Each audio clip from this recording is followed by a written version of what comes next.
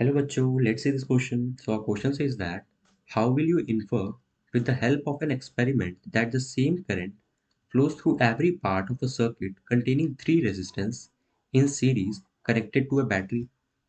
तो हमारे इस क्वेश्चन में हम लोग से ये पूछा जा रहा है कि एक सर्किट है जिसमें थ्री रेजिस्टर्स लगे हुए हैं और उन तीनों में से सेम करंट फ्लो हो रहा है। इसे हम कैसे प्रूव कर सकते हैं अपने एक्सपेरिमेंट से?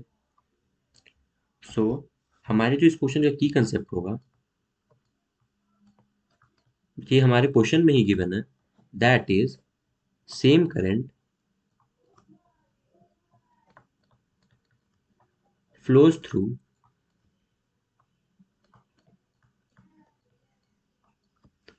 all appliances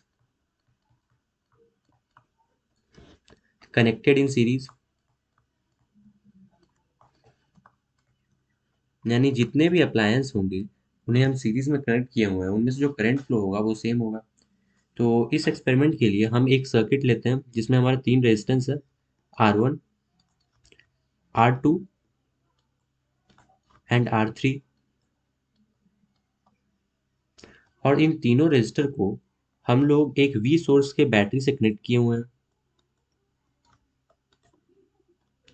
मान लेते हैं ये जो बैटरी है उसका पोटेंशियल है V वोल्ट, और हम यहाँ पर एक एमीटर को कनेक्ट करते हैं R1 रेजिस्टर के बाद। ये हमारा पहला एमीटर है, और R2 के बाद हम अपने दूसरे एमीटर को कनेक्ट करते हैं। इसी तरह R3 के बाद हम तीसरे एमीटर को कनेक्ट करते हैं, and in the same manner हम अपने बैटरी के बाद बगल में एक चौथा एमीटर कनेक्ट करते हैं, दैट इज A4। तो और इसके बाद जब ये सर्किट क्योंकि अब ये ओपन हो चुका और इसमें से जो करंट है वो फ्लो कर रहा है, ठीक है। और यहाँ पर हम एक की दे सकते हैं जिसको हमने अभी क्लोज कर दिया है, और यहाँ पे करंट फ्लो करना स्टार्ट हो गया है। तो यहाँ से अब हम जब ऑब्जर्वेशन लेंगे, ऑब्जर्वेशन टेकन, तो हमारा ऑब्जर्वेशन ये आएगा कि मान लेते हैं कि इस सर्किट से हमारा आई करंट फ्लो हो रहा है। तो हमारा जो A4 एमीटर है वो मेजर करेगा आई एम्पेयर का करंट, हमारा A1 एमीटर मेजर करेगा आई एम्पेयर, A2 भी हमारा आई एम्पेयर, एंड A3 भी हमारा आई एम्पेयर। यानी ये जो चारों एमीटर है हमारे यहाँ पर वो सेम रीडिंग यहाँ पर देंगे। तो इससे हम ये पता चल जाएगा कि हमारा जो सर्किट है उसमें सेम करंट फ्लो हो रहा है।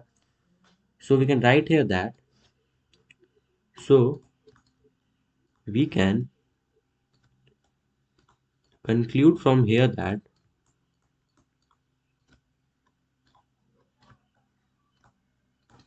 current flowing through